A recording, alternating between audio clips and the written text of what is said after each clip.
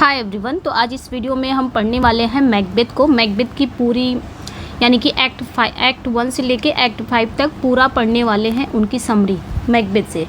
ठीक है, सब कुछ इसमें कवर करेंगे मैकबेथ, क्योंकि जो बहुत इंपॉर्टेंट है आपके टीजीटी पीजीटी में तो इंपॉर्टेंट है ही है। एलटी में इसको डिफाइन किया गया है कि मैकबेथ आपको पढ़ना है, तो इसलिए इसमें पूरा डिटेल ये वीडियो है मैकबेथ के लिए। ठीक है, इसमें कोटेशन भी आ जाएंगे और एक्ट वाइज मैंने इसमें ना क्या किया है, कैरेक्टर को भी एक्ट वाइज अलग कर दिया है और जो आपके कोट्स है ना वो भी मैंने एक्ट वाइज अलग किया कि किस एक्ट में कौन सा कोट्स आपका आएगा। तो ये वीडियो बहुत ही इंपॉर्टेंट होगी आप लोग के लिए, तो इसको देखिएगा ज़रूर। यहाँ से ज़रूर पक्का आपके क्वेश्चन आने वाले हैं, शेक्सपियर है तो आएंगे ज़रूर। चलिए फिर स्टार्ट करते हैं। तो हम पढ़ेंगे किसको, मैकबेथ को। मैकबेथ को पढ़ने से पहले ना मैकबेथ के बारे में एक छोटी सी जानकारी दूंगी। जानकारी ये दूंगी कि मैकबेथ, जब बात मैकबेथ की आती है ना तो उससे रिलेटेड एक गन पाउडर प्लॉट की आती है कि मैकबेथ और गन पाउडर प्लॉट। ठीक है, ये याद रखना है, गन पाउडर प्लॉट। मैकबेथ और गन पाउडर प्लॉट का क्या रिलेशन है, क्या संबंध है? इन दोनों का संबंध मैकबेथ और मैकबेथ प्ले का और गन पाउडर प्लॉट का एक संबंध है, एक हिस्टोरिकल संबंध है, यानी कि हिस्टोरिकल बैकग्राउंड है। थोड़ा सा इसके बारे में जान लेंगे कि गन पाउडर प्लॉट कब हुआ था, ये भी याद रखना है। गन पाउडर प्लॉट की अगर बात करें, एक मिनट, ठीक है, गन पाउडर प्लॉट का अगर डेट हम देखें तो 5 नवंबर 1605 यानी कि 5 नवंबर 1605 को ये गन पाउडर प्लॉट की डेट है। इसका उद्देश्य क्या था? इसका उद्देश्य ये था कि एक षड्यंत्र था जिसमें रॉबर्ट कैट्सबी और गाई फॉक्स जैसे कैथोलिक कट्टरपंथी थे। इन्होंने इंग्लैंड के राजा जेम्स फर्स्ट, ठीक है, इन्होंने क्या किया था, इंग्लैंड के राजा जेम्स फर्स्ट और जो पार्लियामेंट है उसके उन दोनों को क्या करना था, बारूद से उड़ाने की योजना बनाई थी। ठीक है, एक षड्यंत्र हुआ ये था कि रॉबर्ट कैट्सबी और गाई फॉक्स जैसे कैथोलिक कट्टरपंथियों ने क्या किया था, इंग्लैंड के राजा जेम्स फर्स्ट और पार्लियामेंट को बारूद से उड़ाने की योजना बनाई थी। और ये षड्यंत्र जो रचा गया था ये असफल रहा और इसके बाद पूरे देश में राजभक्ति और विश्वासघात का भय का माहौल बन गया। हालांकि ये पूरा नहीं हुआ था, ये षड्यंत्र जो रचा गया था हुआ नहीं, लेकिन तब भी एक भय हो गया, एक राजभक्ति, एक विश्वासघात का भय पूरा माहौल बन गया था, मतलब भय का पूरा डर का माहौल बन चुका था। और इसी बीच 1606 में, ठीक है, मैकबेथ और गन पाउडर के बीच का रिलेशन क्यों ज़रूरी है? क्योंकि जब शेक्सपियर ने मैकबेथ को कंपोज किया 1606 के आसपास और गन पाउडर प्लॉट के सदमे से देश अभी अभी उभरा था कि राजा जेम्स राजा जेम्स फर्स्ट ने न केवल नए राजा थे बल्कि वे विचक्राफ्ट यानी कि विचक्राफ्ट, राजभक्ति, राजाओं के दैवीय अधिकार में गहरी रुचि भी रखते थे। मतलब इनको जादू टोना और राजभक्ति और राजाओं के प्रति जो उनका दैवीय अधिकार था इसमें काफ़ी इंटरेस्टेड थे। कौन? James first. तो मैकबेथ ने इन्हीं सभी विषयों को क्या किया, इन्हीं सारे थीम को अपने प्ले के माध्यम से रिप्रेजेंट किया। तो इनके प्लेज में हमें सब कुछ देखने को मिलता है, विचक्राफ्ट वगैरह है, राजभक्ति है, ये सारी चीज़ें हमें मैकबेथ में देखने को मिलती हैं। तो इसलिए मैकबेथ और गन पाउडर प्लॉट का रिलेशन है, एक हिस्टोरिकल बैकग्राउंड है। तो ये चीज़ें आपने याद रखनी है। ठीक है, तो आते हैं अब हम मैकबेथ प्ले को समझ लेते हैं। तो यहाँ पे पूछा जा रहा है कि मैकबेथ बाय विलियम शेक्सपियर ने लिखा है। Year of composition and publication कब लिखा गया था? अराउंड 1606 के अराउंड ये लिखा गया था, याद रखना है। और first performance probably in 1606, possibly before king James first. ठीक है, ये ध्यान रखना है। First publish in the first folio 1623 में ये पब्लिश हुआ था, ये ध्यान रखना है। इसका जॉनरा क्या है, यानी कि इसकी शैली क्या है, इसकी स्टाइल क्या है? तो ये एक ट्रेजेडी है। Macbeth one of Shakespeare darkest and shortest tragic plays है, ये आपने याद रखना है। अब हम मैकबेथ को यहाँ से स्टार्ट करेंगे एक्ट फर्स्ट से। और एक्ट देखिए, मैंने एक्ट वाइज कैरेक्टर को भी बताया है कि किस एक्ट में कौन से कैरेक्टर का दिखाया गया है, ये भी इसमें दिखाया गया। सब कुछ क्लियर हो जाएगा, ठीक है, क्रिस्टल क्लियर हो जाएगा आज से। अगर आप कहीं मैकबेथ में फंस भी रहे होंगे तो ये क्लियर कर देगा ये वीडियो आपकी। ठीक है, तो एक्ट वाइज मैंने कोड को भी अलग किया है, कौन से एक्ट में कौन सा कोड्स आया हुआ है और कौन से एक्ट में किस कैरेक्टर को दिखाया गया है। तो आइए स्टार्ट करते हैं सेशन को। ठीक है, क्विक समरी है। अगर हम समरी देखेंगे मैकबेथ की, एक क्विक समरी है। क्या होता है, victorious in battle Macbeth receive a strange prophecy from 3 witches, he shall be a king, encouraged bye their words and pushed by his ambitious wife, he begins to contemplate murdering King Duncan to seize the throne। ये तो हो गया एक quick summary कि लड़ाई में जीत हासिल करने के बाद मैकबेथ को 3 विचेस से एक अजीब भविष्यवाणी मिलती है कि वह राजा बनेगा, और ये शब्दों को सुनकर वो बहुत ज़्यादा प्रोत्साहित हो जाता है और अपने महत्वाकांक्षी अपनी एम्बिशियस वाइफ को उकसाने पर वो गद्दी पाने की कब्जा यानी गद्दी पर कब्जा करने के लिए राजा डंकन की हत्या करने के बारे में सोचने लग जाता है। ये तो हो गया एक क्विक समरी। अब हम आते हैं इसके कैरेक्टर पर। मैकबेथ के कैरेक्टर को पहले देख लेते हैं। ठीक है, कैरेक्टर इंट्रोड्यूस हैं। सबसे पहले आपके मैकबेथ हैं जो कि खुद है इस प्ले का anti hero and courageous Scottish general है ये, यानी कि बहादुर स्कॉटिश जनरल है, admired for his bravery in war but fatally ambitious. मतलब ये बहुत बहादुर स्कॉटिश जनरल है जिसकी युद्ध में बहादुरी के लिए तारीफ़ की जाती है, लेकिन इसकी जो महत्वाकांक्षा है वो जानलेवा है। दूसरे नंबर पे कैरेक्टर कौन है, lady Macbeth, his ruthless wife who manipulates him into committing regicide.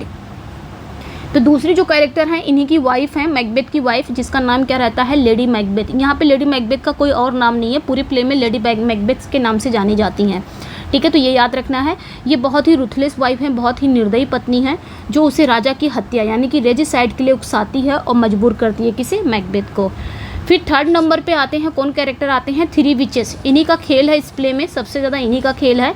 ये क्या होती हैं, मिस्टीरियस होती हैं, supernatural beings who deliver eerie and powerful prophecies.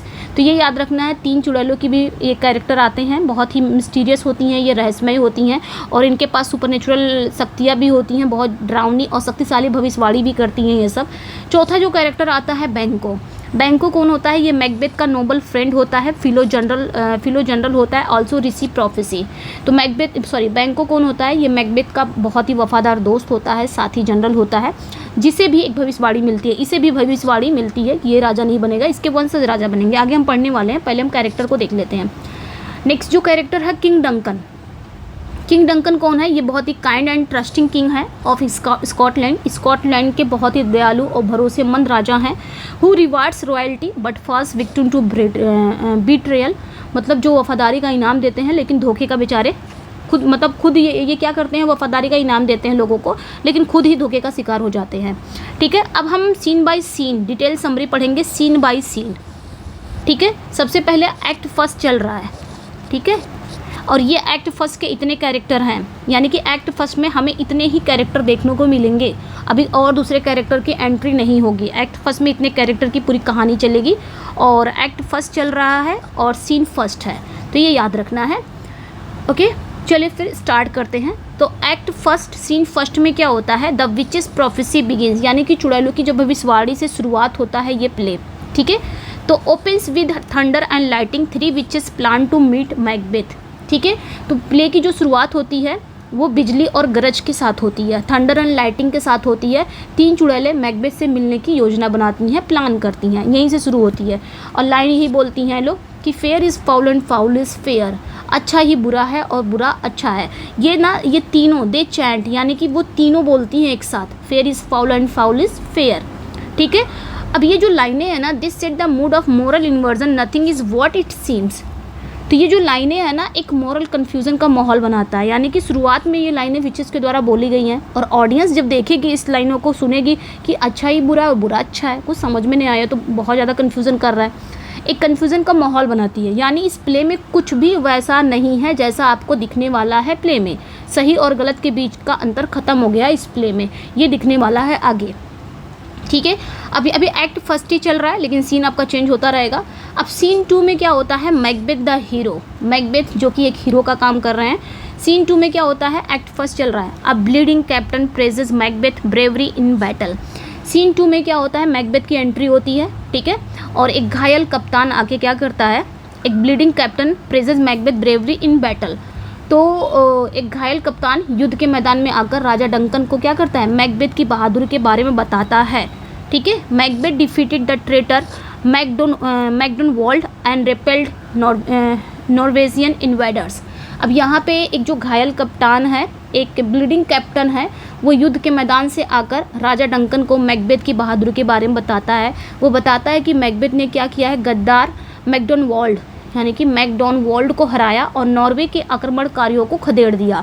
ये कौन बताता है आके, किंग डंकन को आके बताता है वो ब्लीडिंग कैप्टन, वो घायल कप्तान। ठीक है, तो ये याद रखना है। और किंग डंकन ये सुनकर, जब ये सुनते हैं तो बहुत खुश हो जाते हैं। फिर वो डिक्लेयर कर देते हैं, घोषणा क्या कर देते हैं, Macbeth will be rewarded with the title thane of Cawdor, यानी कि the current one is a traitor. तो ये याद रखना, ये सारी तारीफ सुन के जो राजा डंकन है वो बहुत खुश हो जाते हैं कि हाँ मैकबेथ बहुत बहादुर है। तो वो क्या करते हैं, एक घोषणा उसके लिए कर देते हैं, उसको टाइटल क्या दे देते हैं मैकबेथ को, थेन ऑफ कॉर्डर। तो ये ध्यान रखना है, ठीक है। और इसके पहले मैकबेथ क्या रहता है, थेन ऑफ ग्लेमिस ऑलरेडी वो प्ले में रहता है, लेकिन बाद में जब वो युद्ध जीत जाता है, जीतने के बाद उसको कौन सी टाइटल मिलती है, थेन ऑफ कॉर्डर की मिलती है। तो ये अपने ध्यान रखना है। और the current one is a traitor means क्या होता है, क्योंकि पिछला जो थेन था वो गद्दार था और उसे मौत की सज़ा दे दी गई। फिर सीन 3 में क्या होता है, प्रोफेसी होती है। ठीक है, अब यहाँ पे मिल गया। अब सीन 3 में क्या होता है, प्रोफेसी होती है। Macbeth and Banquo meet the witch on a stormy heath. तो मैकबेथ और बैंको एक तूफानी मैदान पर उन तीनों चुड़ैलों से मिलते हैं। The witches great Macbeth with 3 titles. तो विचेस यहाँ पे बताती हैं, जो चुड़ैलें होती हैं वो मैकबेथ को 3 टाइटल के साथ सलाम करती हैं। जब मैकबेथ और बैंको दोनों मिलते हैं, किससे, तीनों चुड़ैलों से मिलते हैं ना, तो चुड़ैलें क्या करती हैं, उनको उसके 3 टाइटल से उसको सलाम करती हैं। क्या कहती हैं, थाने ऑफ ग्लैमिस, जो वो करंट टाइटल है उसके पास, जो पहले से है वो। दूसरा क्या है, थाने ऑफ कॉर्डर, सून टू बी, जो जल्द ही वो बनने वाला है। ये चुड़ैलें इस तरह उसका स्वागत करती हैं बोल के। ठीक है, फ्यूचर किंग, भविष्य का राजा।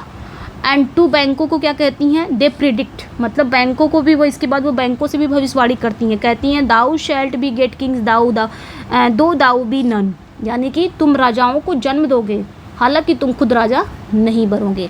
ठीक है, तो ये चुड़ैलें इतना बोलती हैं। अब यहाँ पे देखिए, इस सीन में मैंने क्या बताया है, सीन 2 में, कि मैकबेथ को मिल गया है ना, डंकन ने डिक्लेयर कर दिया है थाने ऑफ, लेकिन अभी मैकबेथ को पता नहीं है कि मुझे थेन ऑफ कॉर्डर का मिल गया टाइटल। अब ये तो अभी यहाँ पे है, चुड़ैलों से मिल रहा है, लेकिन अभी पता चल जाएगा। चुड़ैलें इसको बोल देती हैं, भाई तुम बनने वाले हो थाने ऑफ कॉर्डर। अभी मैकबेथ को पता नहीं है कि हाँ घोषणा हो गई है, मैं बन गया हूँ, लेकिन इसको भविष्यवाणी के बाद पता चलता है। ठीक है, तो आगे क्या है यहाँ पे हो रही है, he won't be king but his descendant will, यानी कि तुम राजाओं को जन्म दोगे, तुम नहीं बनोगे, यानी कि तुम राजा नहीं बनोगे, तुम्हारे जो वंशज होंगे वो राजा बनेंगे। ठीक है, और इसके बाद क्या होता है, right after messenger arrive to confirm Macbeth is now thane of Cawdor, the prophecy first part comes to shocking Macbeth. तुरंत एक दूत आता है, राजा का एक दूत। इसके बाद तुरंत जैसे ये लोग चुड़ैलें इतना सब बोल देती हैं, उसके बाद एक राजा का दूत आता है और मैकबेथ को बताता है कि उसे थेन ऑफ कॉर्डर बना दिया गया है। और चुड़ैलों की भविष्यवाणी में भी यही था कि जल्द ही तुम बनोगे अभी। तो वो लोग आके बताते हैं कि तुम बन चुके हो, थाने ऑफ कॉर्डर का तुम्हें मिल गया है। तो भविष्यवाणी का जो पहला हिस्सा होता है वो क्या होता है, सच हो जाता है। ठीक है, ये याद रखना, सच हो जाता है, जिससे मैकबेथ और हैरान हो जाता है। शॉकिंग था मैकबेथ के लिए, और उसके मन में ना एम्बिशन का बीज बोया जाता है यहीं से। तो ये याद रखना है। उसके बाद सीन 4 और 5 में क्या होता है, सीड्स ऑफ मर्डर। ठीक है, यानी कि हत्या का बीज यहीं से चलने लग जाता है। इसमें क्या होता है, Macbeth writes to lady Macbeth telling her everything. अब मैकबेथ क्या करता है, मैकबेथ एक लेटर लिखता है अपनी पत्नी लेडी मैकबेथ को, और एवरीथिंग यानी कि टेलिंग हर एवरीथिंग, उसको सब कुछ बताता है। फिर she fierce she is too full of the milk of human kindness to act on the prophecy. ठीक है, अब यहाँ पे क्या होता है, मैकबेथ क्या करता है, उसे एक लेटर लिखता है, बताता है कि ऐसे ऐसे हुआ है, चुड़ैलें मिली हैं, सब कुछ बताता है, चुड़ैलें मिली, प्रोफेसी किया, सब कुछ बताता है। अब ये डर जाती है, ये भी बताता है कि ये मुझे चुड़ैलें क्या कहती हैं, मुझे राजा बनने के लिए भी बोल रही हैं कि मैं राजा बनूंगा। तब ये डर जाती है, जब ये सुनती है ना तो ये डर जाती है कि राजा डरती क्यों है, क्योंकि इसके पता है कि मेरा जो पति है, मेरा जो मैकबेथ है, उसका जो स्वभाव बहुत दयालु है, बहुत, यहाँ बोले मिल्क ऑफ ह्यूमन काइंडनेस, वो इतना दयालु है कि वो शायद अगर भविष्य में राजा बनने के लिए कुछ गलत कदम उठाना पड़ेगा तो शायद वो ना कर पाए, इसलिए इसको ये डर लग जाता है, किसको, लेडी मैकबेथ को। ठीक है, अब यहाँ पे ये अपने आप को भी कहती है, वो स्पिरिट्स को बुलाती है, इसके अंदर भी कहीं ना कहीं एक औरत है, तो औरत की दया तो रहती है, ममता रहता है, दया ममता सब रहता है, एक औरत के अंदर कहीं ना कहीं तो छुपी रहती है दया और ममता, कितनी भी वो क्रूर हो। लेकिन यहाँ पे वो अब यहाँ पे स्पिरिट्स को बुलाती है। जब ये सब सुन लेती है कि राजा बनने का बात है, तो ये अपने आप को क्रूर बनने के लिए स्पिरिट्स को यानी कि आत्माओं को इन्वोक करती है। कहती है unsex me here, fill me from the crown to the toe top, full of direst cruelty. यानी कि क्या कहती है, बुरी आत्माओं को वो इन्वोक करती है। कहती है कि मेरे अंदर जो भी स्त्री वाले गुण हैं, जैसे कि दया, ममता, वो सारा ख़त्म कर दो, और ख़त्म करके मेरे अंदर क्या भर दो, क्रूरता वाली चीज़ें भर दो। यानी कि जो क्रूरता वाली, क्रुएलिटी वाली जो क्वालिटी है वो मेरे अंदर भर दो, ताकि मैं हत्या जैसे भयानक काम कर सकूं। ठीक है, यहाँ पे मैंने ये समझा दिया है। ठीक है, अब आते हैं सीन 6 और 6 एंड 7 में। अभी एक्ट फर्स्ट चल ही रहा है, ये ध्यान रखना है। तो एक्ट फर्स्ट सीन 6 एंड 7 में क्या होता है, Duncan visit and Macbeth struggle. अब ये लोग प्लान बनाते हैं कि चलो अब डंकन को, अब तो राजा बनना ही है, तो क्या किया जाए। जब तक डंकन रहेगा तब तक तो राजा बन नहीं जा सकते, तो इसीलिए डंकन को हटाना पड़ेगा रास्ते से। तो ये लोग क्या करते हैं ना, डंकन को अब दावत पे बुलाते हैं अपने घर को, मैकबेथ और लेडी मैकबेथ। ठीक है, तो यहाँ पे क्या होता है, Duncan arrives at Macbeth castle, he praises the setting unaware of the danger. ठीक है, अब मैकबेथ जो राजा डंकन है वो मैकबेथ के महल में मेहमान बनकर आ जाते हैं, और वो महल की बहुत तारीफ भी करते हैं, लेकिन उन्हें आने वाले खतरे का कोई अंदाज़ा नहीं होता कि उनके साथ अब क्या होने वाला है यहाँ पे। ठीक है, तो ये ध्यान रखना है। अब यहाँ पे क्या होता है, Macbeth restless with his conscience. अब मैकबेथ तो अपनी ज़मीर से लड़ता है ना, उसको पता है कि मैं मारने वाला हूँ राजा डंकन को। कहीं ना कहीं वो वफादार भी है, मतलब वफादार सैनिक भी तो रहता है वो, तो वो सोचता रहता है कि मैं कैसे मारूंगा। कहता है he is here in double trust, I am his kinsman and his subject. तो कहता है कि वो मुझ पर दोहरा विश्वास करके यहाँ आए हैं, मतलब वो किंग डंकन को कहता है कि मुझ पर दोहरा विश्वास करके यहाँ आए हैं मेरे घर। एक तो मैं उनका रिश्तेदार हूँ, और दूसरा मैं उनकी प्रजा का हूँ। मेरा दोनों फ़र्ज बनता है उनकी रक्षा करने का, ना कि उन्हें मारने का। ये उसके अंदर, मतलब वो अंदर ही अंदर सोचता रहता है कि कैसे मैं ये काम कर पाऊँगा, मुझसे ना हो पाएगा ये काम। ठीक है, तो ये ध्यान रखना है। Macbeth knows it's morally wrong to kill. उसको पता है कि जो मैं ये मारने जा रहा हूँ ये गलत काम है, क्योंकि ये इसी काम से तो लेडी मैकबेथ डरी रहती है ना, कि मेरा जो पति है वो, उसका जो स्वभाव है थोड़ा दयालु है, लेकिन अभी से दयालु पति को क्या बना देगी, क्रूर बना देगी। इतना क्रूर बना देगी कि अत्याचारी तक चला आएगा, कहाँ एम्बिशन, कहाँ अत्याचार करने लगेगा। ठीक है, तो ये ध्यान रखना है। अब यहाँ पे क्या होता है, ये बेचारा थोड़ा सा सोच रहा है कि मुझे नहीं मारना चाहिए, मेरा हक, मेरा फ़र्ज़ है उनको मतलब ख़तरे से उनकी रक्षा करना मेरा फ़र्ज़ है। अब लेडी मैकबेथ का यहाँ पे रोल होता है। Lady Macbeth mocks his hesitation, questions his manhood and manipulates from his emotionally। अब जब लेडी मैकबेथ देखती है कि मैकबेथ के जो इरादे हैं ना वो कमज़ोर हो रहे हैं, तो कमज़ोर इरादा देखकर वो उसका मजाक उड़ाती है लेडी मैकबेथ। किसका? मैकबेथ का। उसकी जो मर्दानगी है, मैनहुड पर सवाल उठाती है, और उसे भावनात्मक रूप से ब्लैकमेल करती है, इमोशनली उसे मैनिपुलेट करती है। कहती है when you durst do it then you were a man. मतलब जब तुम ऐसा करने की हिम्मत करोगे तब तुम एक असली मैनहुड कहलाओगे, मर्द कहलाओगे। तो at last Macbeth agrees to kill Duncan while he sleeps. और आखिरकार लेडी मैकबेथ के उकसाने पर मैकबेथ जो हो जाता है वो राजा डंकन को सोते समय मारने के लिए तैयार हो जाता है। ठीक है, तो ये ध्यान रखना। अब ये एक्ट फर्स्ट के कुछ फेमस कोट भी हैं, मैंने इसी में ले लिया। ये एक्ट फर्स्ट में ही आते हैं, एक्ट फर्स्ट सीन 4 में ही आते हैं। ठीक है, तो इसको जल्दी से देख लेते हैं। ये भी यहीं तक कहानी को भी होल्ड पे रखिए। अभी पहले फेमस कोट हम देख लेते हैं एक्ट फर्स्ट का। ठीक है, अब ये एक्ट फर्स्ट में ये कोट बोला जाता है। कहता क्या है, stars hide your fires, let not light see my black and deep desires. ये कहता कौन है? मैकबेथ एक्ट फर्स्ट सीन 4 में कहता है। अब वो मान गया मारने के लिए कि हाँ मैं मार दूंगा, तो भी वो क्या कहता है यहाँ पे, स्टार्स हाइड योर फायर्स, तारों से कहता है तारों अपनी रोशनी छिपा लो। Let not light see my black and deep desires, ताकि कोई भी मेरी काली और गहरी इच्छाओं को ना देख सके। मेरी जो काली करतूतें हैं मैं करने जा रहा हूँ, मेरी जो गहरी काली इच्छाएं हैं वो कोई ना देख सके। तारों को कह रहा है कि अपनी रोशनी छिपा लो। तो मैकबेथ अपने बुरे इरादों को छिपाना चाहता है, यहाँ तक कि वो सितारों की रोशनी से भी कहता है अपनी रोशनी बंद कर लो। वो दिखाता है कि वो एक अच्छी तरह जानता है कि उसकी जो महत्वाकांक्षा है, उसकी जो एम्बिशन है वो कितनी बुरे हैं, कितने अंधकारपूर्ण है, वो गलत है, फिर भी वो गलत काम करता है। ठीक है, यहाँ पे मैंने बता दिया है इसका। अब नेक्स्ट यहाँ पे इसी में एक्ट 1 की ये भी लाइन है, ये मतलब एक्ट 1 का ये भी कोट्स है। Fair is foul and foul is fair, ये विचेस कहती हैं। Truth and lies are indistinguishable, the world is upside down. तो ये भी लाइनें उसी में आती हैं, शुरुआत में ही आती हैं। मैंने बताया ना एक्ट फर्स्ट में आता है, अच्छा ही बुरा है, बुरा ही अच्छा है, मतलब सच और झूठ में कोई फ़र्क नहीं रह गया है, दुनिया उल्टी पुल्टी हो गई है और जो मोरालिटी है वो अब ख़त्म हो चुकी है। अब इसी में और भी आता है, एक मिनट, ठीक है, अभी मैंने बताया इसका, ठीक है, यहाँ पे मैंने बताया ना अभी ऊपर, इसका तो बता ही दिया है, स्टार्स हाइड, ये हो गया इसी में, ठीक है।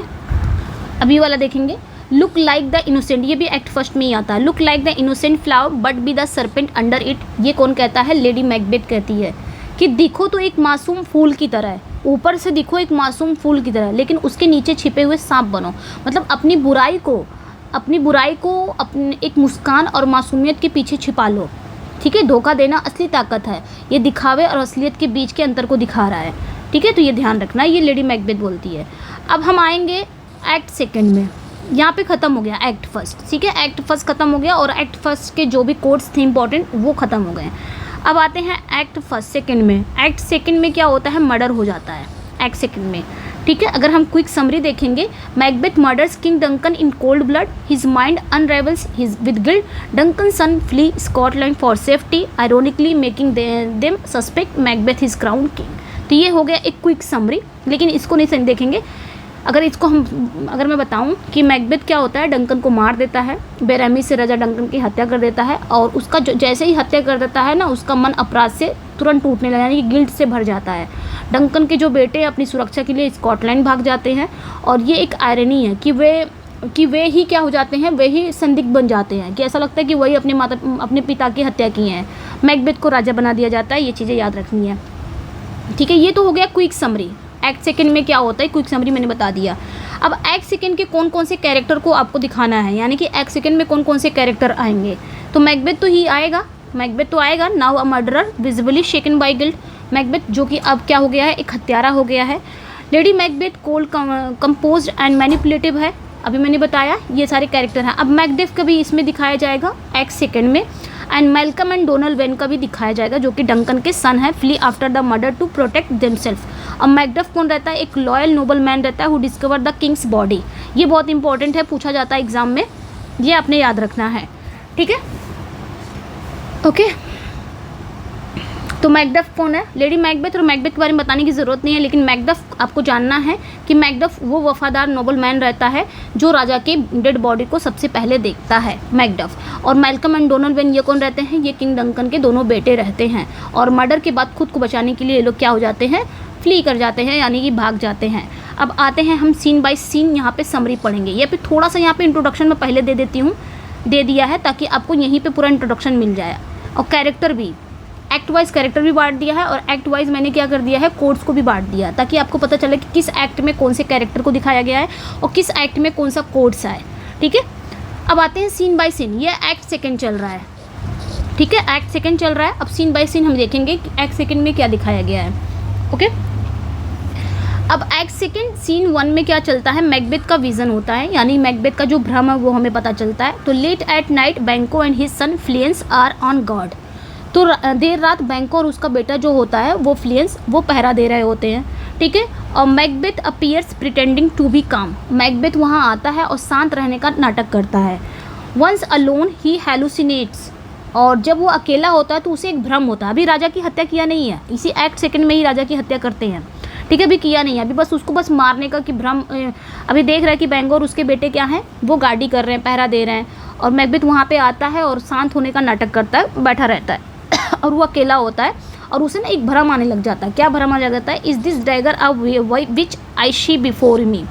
वो देखता है ना, क्या ये खंजर है जो मैं अपने सामने देख रहा हूँ। वो देख रहा है कि हवा में तैरता हुआ खूनी खंजर उसे डंकन की कमरे की ओर ले जाता है, ठीक है। A floating bloody dagger leads him to Duncan's room, ठीक है, ये ध्यान रखना है, ये आपने ध्यान रखना। उसको ना एक हवा में तैरता हुआ एक खंजर, खूनी खंजर दिखाई देता है, जो उसके टूटे हुए दिमाग का प्रतीक दिखाता है, यानी कि अब उसका खुद पर कोई कंट्रोल नहीं है, ठीक है, ये ध्यान रखना। सीन 2 में क्या होता है? सीन 2 में lady Macbeth drugs the guards and wait anxiously. Macbeth returns from Duncan's chamber horrified and bloody.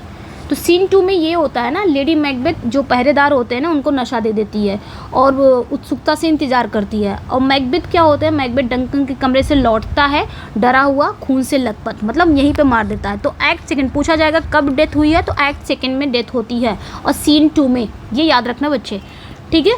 अब यहाँ पे ये मार देता है। अब ये क्या करती है ना, ये जो गार्ड्स होते हैं ना उनको बेहोश कर देती है, पहले से ही बेहोश कर देती है और इंतज़ार करती है कि कब वो मार के लौटेगा। ये बेचारा मार के लौट रहा होता है, हॉरिफाइड रहता है, ब्लडी रहता है, खून से लथपथ रहता है और कहता क्या है, I have done the deed, I have done the deed, मैंने वो काम कर दिया, ठीक है। फिर उसको एक फैंटम वॉइस आती है, यानी कि एक काल्पनिक आवाज़ें सुनाई देंगी, काल्पनिक आवाज़ें सुनाई देती हैं। ऐसा होता नहीं है कि जैसे इंसान किसी अपना उसका मेंटल स्थिति अगर ख़राब हो जाती है तो उसको बहुत सारी चीज़ें सुनाई देने लग जाती हैं।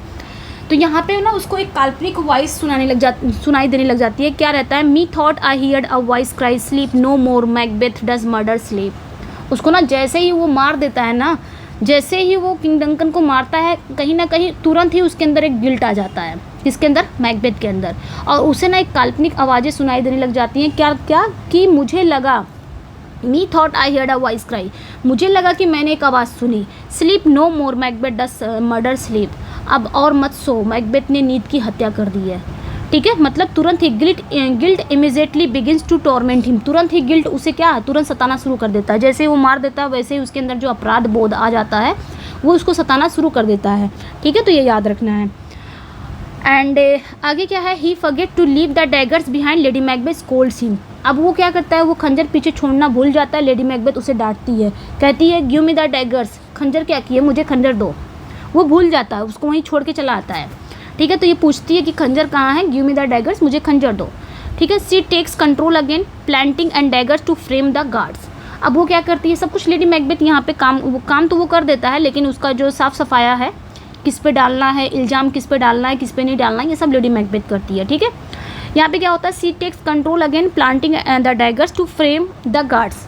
वो फिर से नियंत्रण अपने हाथ में ले लेती है, जो कंट्रोल, मतलब जो अनकंट्रोल हो रहा था ना, कंट्रोल से बाहर जा रहा था, उस चीज़ को वो क्या कर ली, फिर से कंट्रोल को अपने हाथ में ले लेती है। यानी कि जो पहरेदार पर आरोप मरने के लिए वो खंजर वहीं पे रख देती है, उन्हीं गार्ड्स के पास रख देती है खंजर को, ताकि कोई आए तो पता चले कि गार्ड्स ने ही मारा है, ये याद रखना, ठीक है।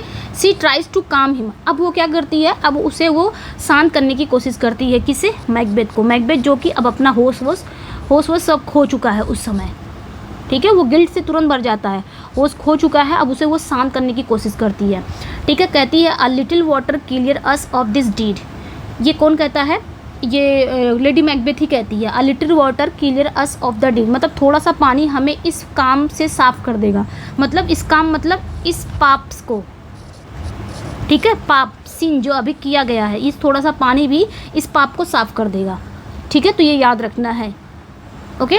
जबकि मैकबेथ क्या होता है, मैकबेथ उस समय बहुत घबरा रहा होता है और वो शांत और ठंडी बनी रहती है, मतलब वो शांत बनी रहती है, इसको भी शांत करती रहती है, ठीक है, ये ध्यान रखना है। अब सीन 3 में आ जाते हैं। सीन 3 में क्या होता है, अब भाई डेड मर्डर हो चुका है, अब डिस्कवरी होगी, केओस होगा, ठीक है। यहाँ पे देखेंगे हम, अब राजा की हत्या हो गई तो ऑब्वियसली क्या होगा, हत्या का पता चलेगा, कोहराम मच जाएगा। तो सुबह होती है, early morning Macduff and Lennox arrived at the castle and Macduff discovered Duncan's corpse. तो यहाँ पे अर्ली मॉर्निंग यानी कि जब अगली सुबह मैकडफ और लिनॉक्स महल में आते हैं, ठीक है, ये दोनों महल में आते हैं और मैकडफ को डंकन की बॉडी मिलती है, ठीक है, ये ध्यान रखना, डंकन का शव मिलता है। जब जैसे ही वो डंकन की डेड बॉडी को देखता है, क्या कहता है, ओ हॉरर हॉरर हॉरर, यानी कि यहाँ पे ओह ये भयानक है भयानक है भयानक है। तो ये कौन कहता है, ये मैकडफ कहता है, याद रखना है, भयानक है भयानक है। अब यहीं पे मैकबेथ भी रहता है, तो मैकबेथ भाई अब सफाई में कुछ तो बोलेगा, मैकबेथ को सफाई देना पड़ेगा ना, नहीं तो सब कुछ मैकबेथ पे आ जाएगा पूरा डाउट। तो मैकबेथ यहाँ पे explain he killed the guards in a fit of loyalty, this wasn't planned. अब यहाँ पे क्या कहता है, जब मैकडफ और लिनॉक्स आ जाते हैं, दोनों देखते हैं डेड बॉडी को, कहते हैं कि हॉरर हॉरर, बोलता है भयानक भयानक, क्योंकि अब यहाँ पे मैकबेथ सफाई देता है कि मैंने किसे मार दिया, गार्ड्स को मार दिया, वफादारी के जोश में पहरेदारों को मैंने मार डाला। जब मुझे पता चला कि ये लोग जो गार्ड्स हैं, अब वो ये लोग क्या किए ना, गार्ड्स पे पूरी तरह से पूरा ब्लेम डाल देते हैं, कहते हैं कि गार्ड्स मारना चाह रहे थे, इन्होंने किंग डंकन को मार दिया, इसीलिए हम भी, भाई हम वफ़ादार थे, मैं वफ़ादार था, किंग डंकन का, तो मैंने भी गार्ड्स को मार दिया। कौन कहता है? मैकबेथ सफाई में बोलता है, ठीक है। तो कहता है O yet I do repent me of my fury, ठीक है। तो मतलब ओ फिर भी मुझे अपने गुस्से पर पछतावा है, ठीक है। तो ये ध्यान रखना है। मैकबेथ कहता है फिर भी मुझे अपने गुस्से पर पछतावा है। तो this makes other specially Macbeth suspicion, वो अपनी सफाई में तो बोलता है लेकिन हो सकता है दूसरे उसकी सफाई में आ जाते होंगे, लेकिन मैकडफ को यहाँ पे डाउट लगता है, मैकडफ को उसकी बातों में डाउट लगता है, ठीक है। अब सीन 4 में क्या होता है? आफ्टर मैथ हो जाता है, यानी कि अब परिणाम क्या आने वाला है। डंकन के जो सन है Malcolm and Donald suspect danger, यानी कि जो डंकन के बेटे हैं मैल्कम और डोनाल्ड को खतरे का अंदेशा लगता है, मतलब वो लोग भी डर जाते हैं कि भाई पिता की हत्या हो गई, अब अगला नंबर कहीं हम लोग का ना हो, इसलिए वो लोग क्या होते हैं? भाग जाते हैं कि कहीं अब अगला नंबर हम लोग का ना हो, इसलिए वो लोग क्या होते हैं? भाग जाते हैं। मैल्कम कहाँ भाग जाता है? इंग्लैंड, एंड डोनाल्ड आयरलैंड, ये याद रखना है, इंपॉर्टेंट सब है। तो ये लोग कहते हैं, ठीक है, इसमें से ये शायद डोनाल्ड कहता है कि there is daggers in man's smile, they fear betrayal and know they might be next. ये कौन कहता है?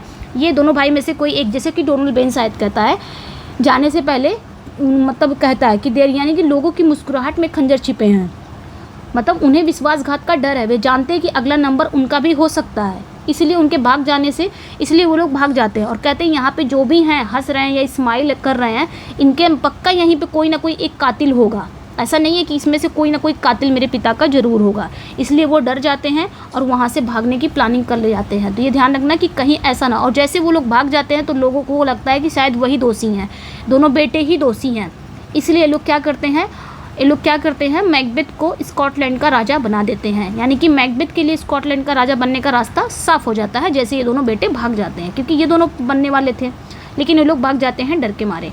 अब इस एक्ट सेकेंड का फेमस कोड क्या है, इसको जल्दी से देख लेते हैं।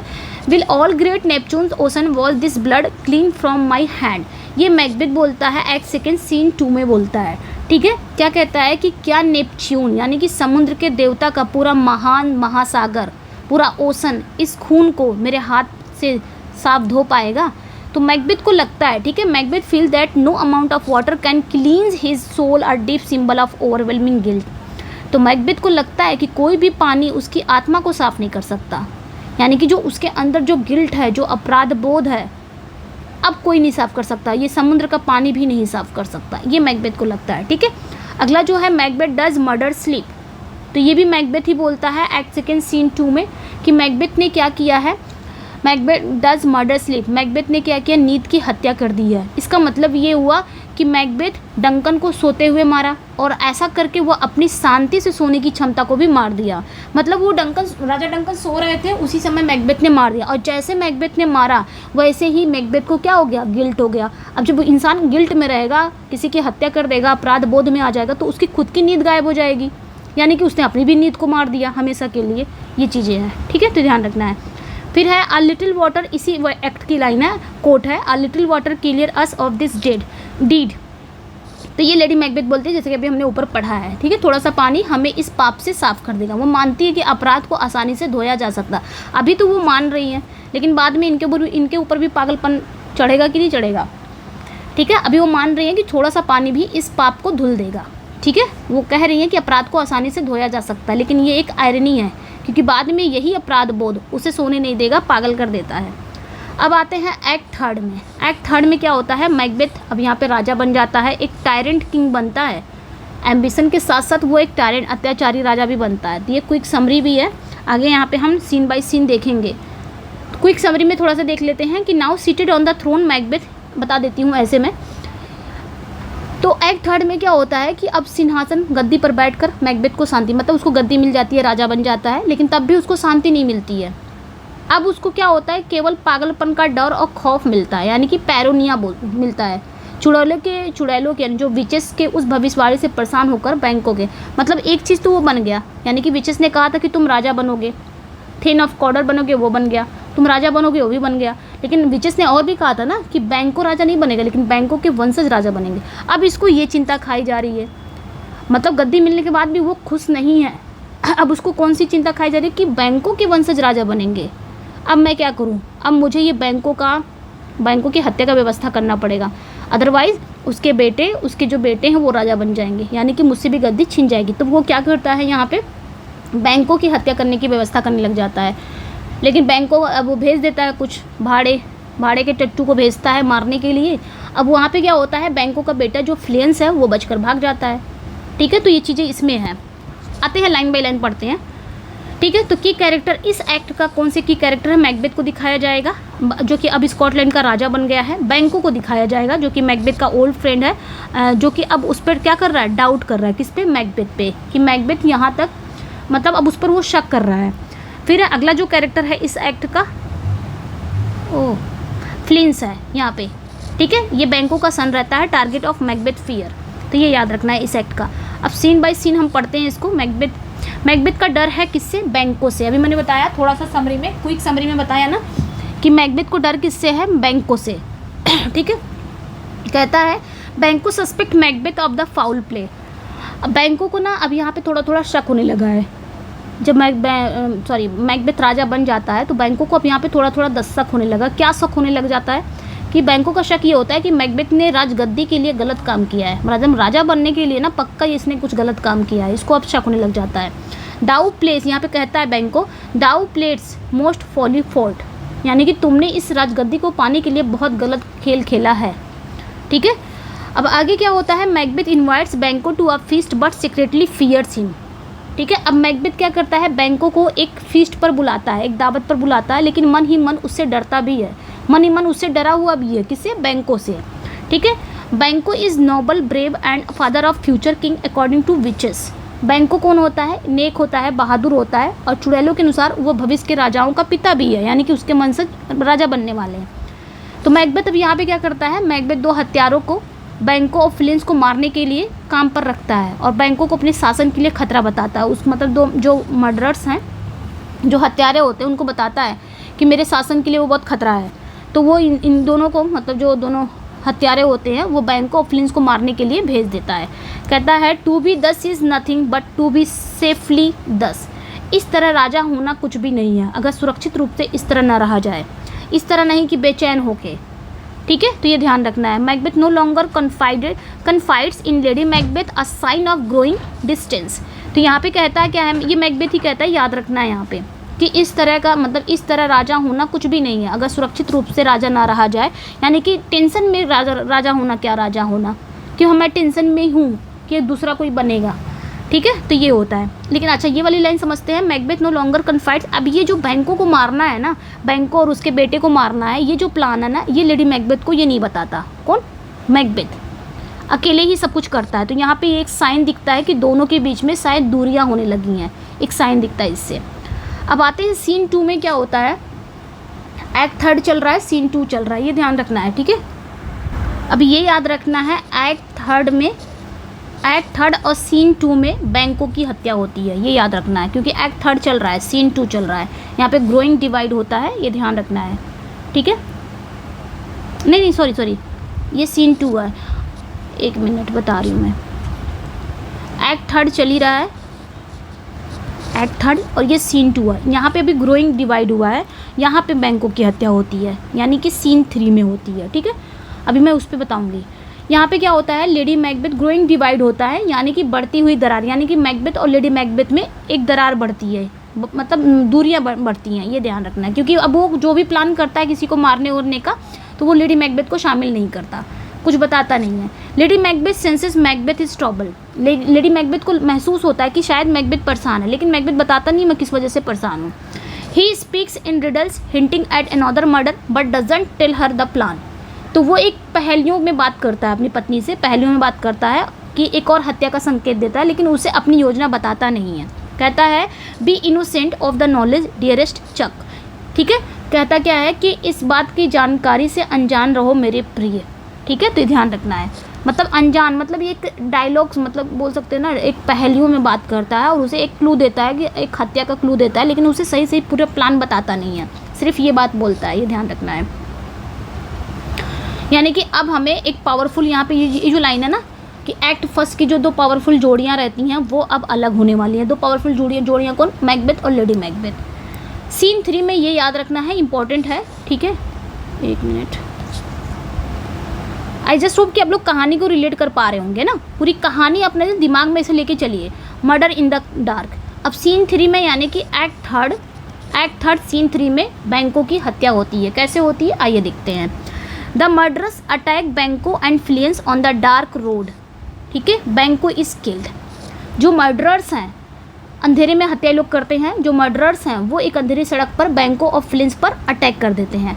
फ्लिंस तो भाग जाता है लेकिन बैंको को मार दिया जाता है। बैंको मारा जाता है, फ्लिंस भाग जाता है। लेकिन मरने से पहले बैंको क्या बोलता है, देखते हैं जब मर्डरर आते हैं उनको मारने, उन पर हमला करने, तो बैंको कहता है ओ ट्रिचरी, धोखा धोखा धोखा, fly good Fleance, fly fly fly, भागो फ्लियंस भागो, धोखा हुआ है भागो। कहीं ना कहीं इसको डाउट हो जाता है कि हाँ मैकबेथ ने ही भेजा है, तो ये ध्यान रखना है। अब इसमें क्या होता है कि बैंको को मार दिया जाता है और फ्लिंस जो है वो भाग जाता है, जैसे कि ये भाग रहा है, इसे देख सकते हो। फ्लिंस बच निकलता है। This failure torments Macbeth, the prophecy still stands. और ये जो असफलता मिलती है यानी कि फ्लिंस बच जाता है तो मैकबेथ को बहुत परेशान होता है, क्योंकि भविष्यवाणी अभी भी सच हो सकती है क्योंकि फ्लिंस जिंदा है। ठीक है, ये ध्यान रखना है। अब क्या होता है सीन 4 एक्ट थर्ड, अभी एक्ट थर्ड ही चल रहा है। एक्ट थर्ड सीन 4 में बैंक्वेट सीन आता है। ये भी इंपॉर्टेंट है, अगर पूछा जाए कि बैंक्वेट सीन कहाँ पे आता है तो एक्ट थर्ड सीन 4 में आता है, ये ध्यान रखना है। वैसे मैं एकदम सीक्वेंस से पढ़ा रही हूँ, आपको ऐसे ही याद हो जाएगा। एक्ट थर्ड ही चल रहा है अभी। ठीक है, तो यहाँ पे बैंक्वेट सीन होता है, मैकबेथ पब्लिक ब्रेकडाउन। तो देखते हैं यहाँ पे क्या होता है, एक दावत का दृश्य। Macbeth host a grand fest. Macbeth क्या करता है एक्ट थर्ड सीन 4 में क्या करता है, मैकबेथ एक भव्य दावत का आयोजन करता है, एक ग्रैंड फीस्ट का आयोजन करता है। He learns Fleance escaped, his fear returns instantly. उसे पता चलता है कि फ्लियंस बच गया है, उसका डर तुरंत लौट आ जाता है। मतलब वो तुरंत सोचता है कि फ्लियंस तो अभी बच गया है, अभी भी मुझे डर है कि फ्लियंस बचा है तो प्रोफेसी पक्का कहीं पूरी ना हो जाए। सडनली मैकबेथ जैसे ही मैकबेथ क्या होता है अपनी चेयर पे बैठने जाता है, आई थिंक ऐसे कुछ है, तो बैठने जाता है तो सडनली मैकबेथ क्या देखता है, बैंको के घोस्ट को देखता है sitting in his chair, only he can see it. ठीक है, तो सडनली वो क्या करता है, मैकबेथ को ना बैंको का भूत अपनी ही चेयर पर बैठा हुआ दिखाई देता है। वो चेयर पर बैठने जाता है तो देखता है कि बैंको ऑलरेडी उस पर बैठा है, यानी कि बैंको का भूत बैठा हुआ है। और ये भूत केवल मैकबेथ को ही दिखाई देता है, किसी और को नहीं। जैसे वो भूत को देखता है तो वो कहता है, कौन कहता है, Macbeth, thou canst not say I did never shake thy gory locks at me. क्या कहता है, तुम ये नहीं कह सकते हो ये मैंने किया है। मतलब वो अपने आप को सफाई दे रहा है वहाँ पे। जैसे भाई कोई मर्डर किया रहेगा, अगर उसकी आत्मा को देख ले, घोस्ट को देख ले, तो खुद ही वो बकने लग जाएगा ना कि हाँ मैंने तुम्हारा मर्डर मैंने नहीं किया है, तुम मुझ पर शक मत करना, मैंने कुछ नहीं किया। तो उसी तरह ये भी बोल रहा है, अपने अपराध को दिखा रहा है। ठीक है, तो कहता है कि मैंने नहीं किया, तुम ये नहीं कह सकते मैंने किया है, अपनी खूनी बालों को मेरी तरफ मत हिलाओ। वैसे हिलाता उलाता होगा तो कहता है मेरी तरफ मत करो, मुझे मत देखो, मैंने कुछ नहीं किया है, मैंने कुछ नहीं किया है। चिल्लाने लग जाता है पब्लिक में, और सारी पब्लिक क्या होती है, उसे देखने लग जाती है, किसको, मैकबेथ को। ये एक हॉरिफाइंग मोमेंट होता है। His guilt takes visible form, उसका जो गिल्ट है, उसका जो अपराध है वो निकल के मतलब दिखने लग जाता है, सबको दिखने लग जाता है। तो गेस्ट जो होते हैं, जो सारे मेहमान होते हैं, वो शॉक्ड हो जाते हैं। और Macbeth else eight an empty chair, मेहमान देख रहे हैं कि मैकबेथ किस पे चिल रहा है। भाई किसी को दिख नहीं रहा है, सिर्फ इसी को दिख रहा है। तो मेहमान के लिए तो खाली चेयर है ना, तो मेहमान देख रहे हैं, हैरान हो जाते हैं कि मैकबेथ सिर्फ एक खाली चेयर पे चिल्ला रहा है, क्या हो गया इसे।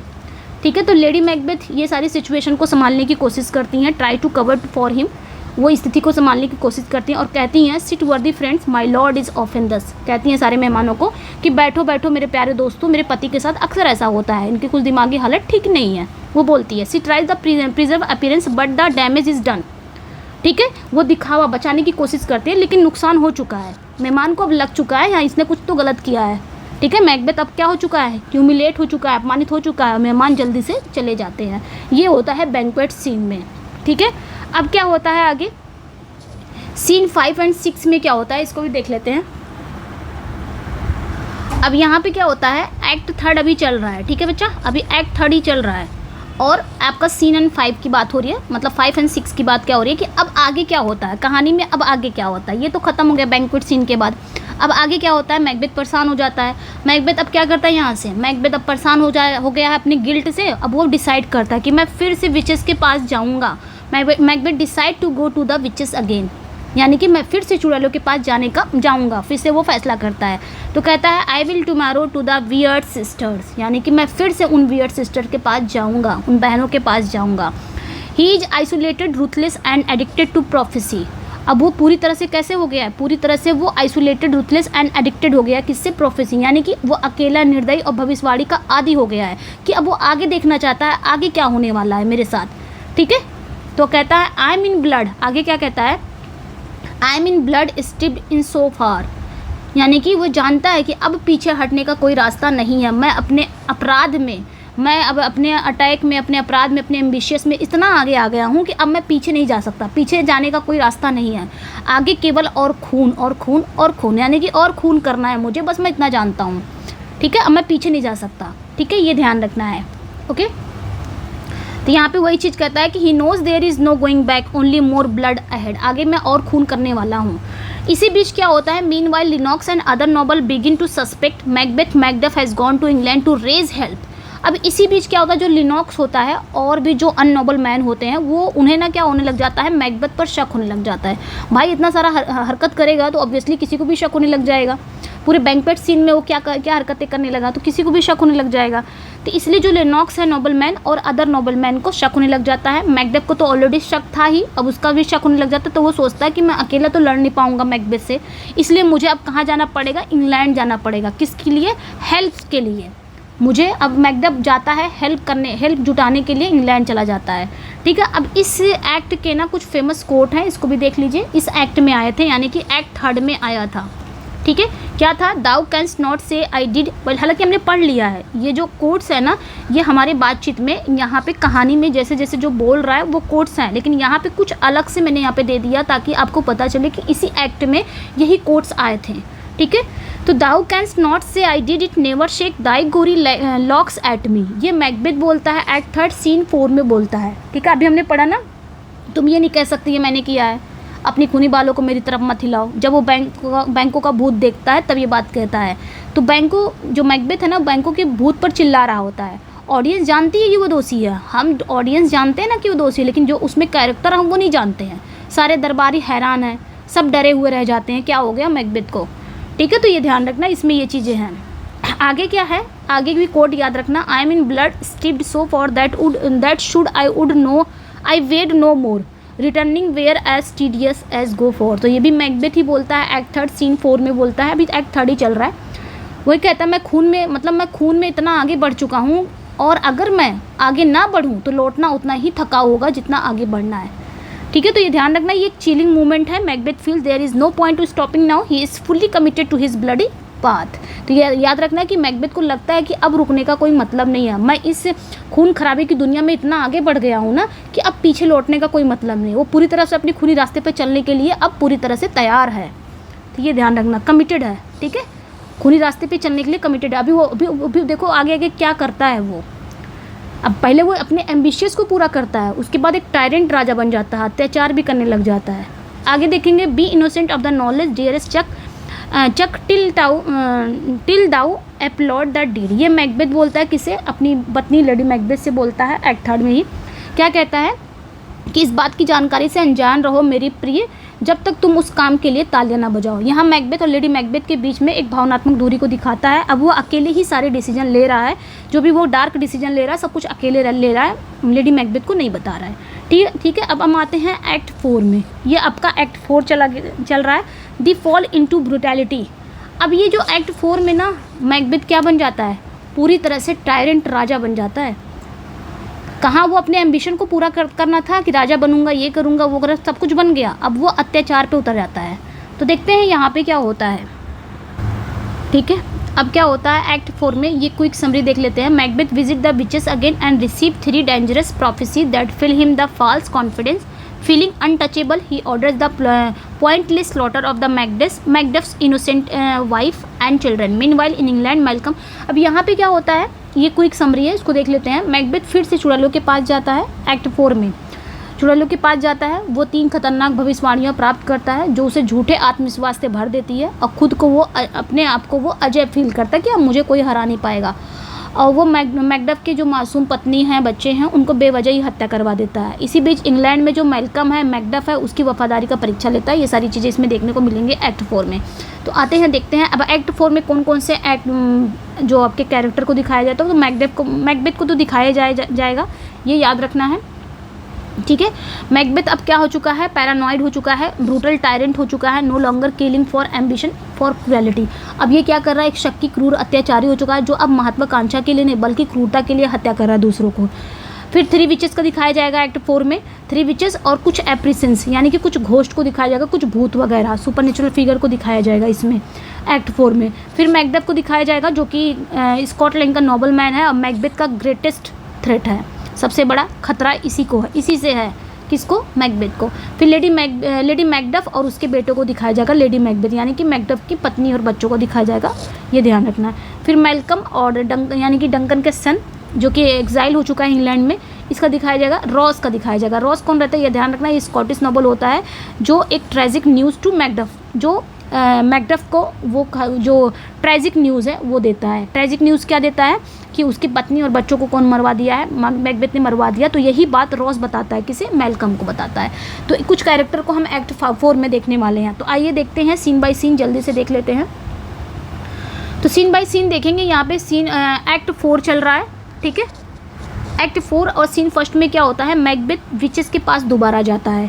क्या देखता है, the witches gather around a boiling cauldron, ठीक है, कड़ाहा, chanting their most famous line. तो जब ये जाता है ना, ये याद रखना है कि जो मैकबेथ है, मैकबेथ जो है वो दोबारा से चुड़ैलों के पास जाता है मिलने।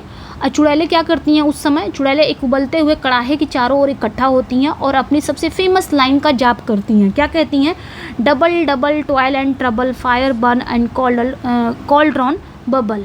ये मतलब वो एक जाप है, बोलती रहती हैं। वो जो कड़ाहा है, कड़ाहे की चारों तरफ लोग इकट्ठा रहती हैं जब मैकबेथ जाता है मिलने, देखता है, ठीक है। तो Macbeth arrives and demands answer. Macbeth वहाँ पहुँचता है, ठीक है। मैकबेथ वहाँ पहुँचता है और जवाब मांगता है कि क्या हो रहा है मेरे साथ, ऐसा क्यों हो रहा है, कैसे क्या करूँ, आगे क्या होगा, मेरी प्रोफेसीज और आगे बताओ, क्योंकि वो भविष्यवाणी पे ही चल रहा है, ठीक है। तो यहाँ पे होता था, विचेस कहती हैं समवन 3 एप्रेशंस घोस्ट लाइक विजन। अब यहाँ पे विचेस जो होती हैं वो 3 भूत जैसे एप्रेशंस बुलाती हैं, यानी कि भूत जैसे ही होती हैं, घोस्ट लाइक होते हैं ये, जिनमें से प्रत्येक भविष्यवाणी करती हैं। तो 3 यहाँ पे याद रखना है, 3। ये अक्सर करके क्वेश्चन पूछा जाता है कि कितने एप्रेशंस को बुलाया जाता है, 3। लेकिन एक और होता है, वो अभी हम पढ़ेंगे इसी में। अभी तो आप फिलहाल 3 याद रखो क्योंकि यहाँ पे 3 बताया गया है। तो 3 विचेस को, 3 मतलब घोस्ट लाइक विजन को लोग बुलाते हैं, 3 एप्रेशन को बुलाती हैं, जिनमें से हर एक एप्रेशन क्या करता है, भविष्यवाणी करता है। सबसे पहले कौन आता है, सबसे पहले एन आर्म्ड हेड। तो ये जो विचेस होती है ना, 3 एप्रेशन को बुलाती हैं और ये एप्रेशन कैसे होते हैं, घोस्ट लाइक होते हैं, भूत जैसे होते हैं, ठीक है। जब ये लोग आते हैं तो उनमें से एक पहला वाला आता है। पहला वाला क्या नाम रहता है, एन आर्मर्ड हेड, जिसको हिंदी में हम क्या बोलेंगे, 1 मिनट, जिसको हम हिंदी में क्या बोलेंगे, कटा सिर, ठीक है, ये ध्यान रखना। एक कवचधारी,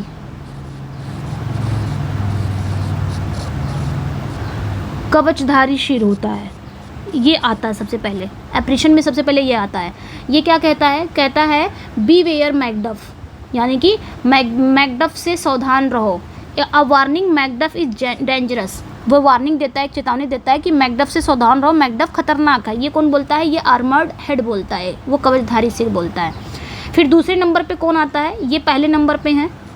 दूसरे नंबर पे कौन आता है, देखो मैंने यहाँ पे बना भी दिया है, बच्चा उच्चा, ये ध्यान रखना।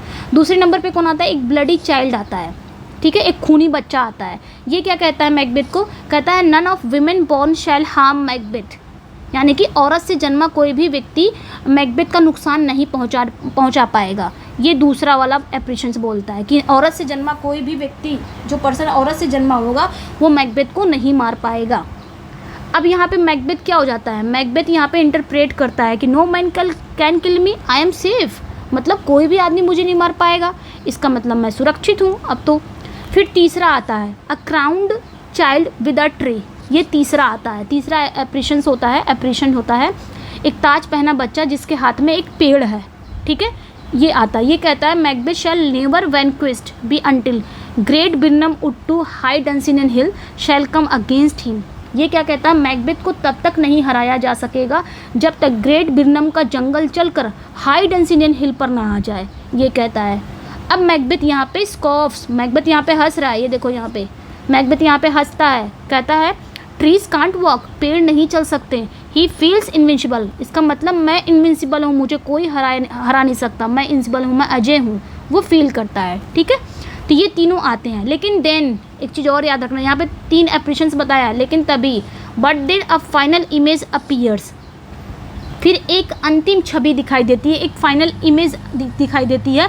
अ लाइन ऑफ 8 किंग्स, यानी कि 8 राजाओं की लाइन, 8 राजाओं की एक लाइन होती है।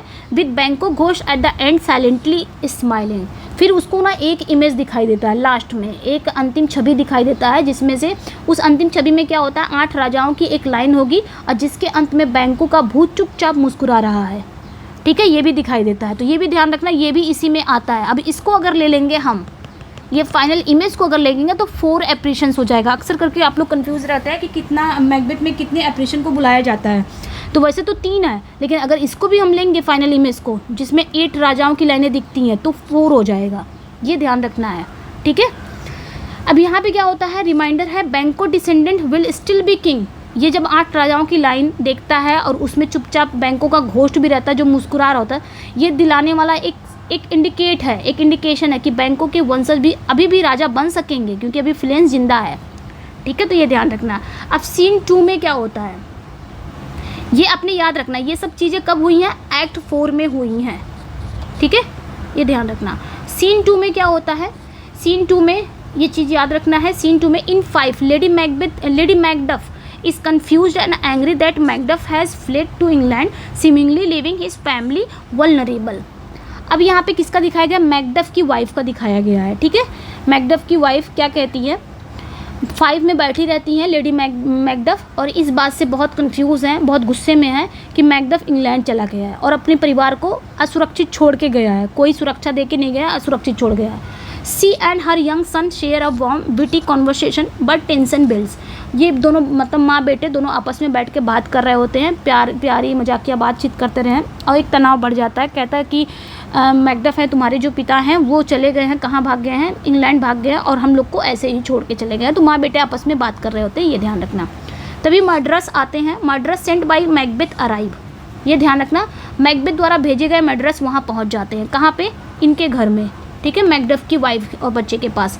ये लोग क्या करते हैं, he has killed me mother run away I pray you boys last word, ये लोग मर्डरस क्या करते हैं, ठीक है, मर्डरस आ जाते हैं और मैकडफ और उसके बेटे की मंच पर ही, स्टेज पर ही बड़ी बेरहमी से हत्या कर देते हैं।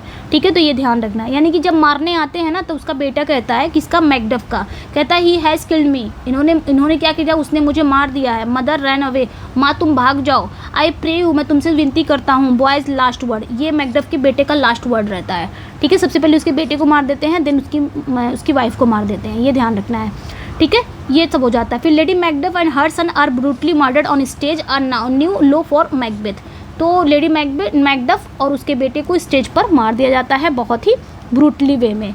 ठीक है, तो this is not ambition, it's a tyranny. ये मैकबेथ का एम्बिशन नहीं था कि उसे लेडी मैकडफ को भी मारना था, मैकडफ की फैमिली को भी मारना था, ऐसा कुछ नहीं था। ये एक टायरनी था, एक अत्याचार है। ठीक है, तो ये ध्यान रखना है, और ये मैकबेथ के लिए एक नई गिरावट थी, याद रखना है। सीन 3 में क्या होता है, अब याद रखना कि यहाँ पे अब मैकडफ के परिवार को मार दिया गया है।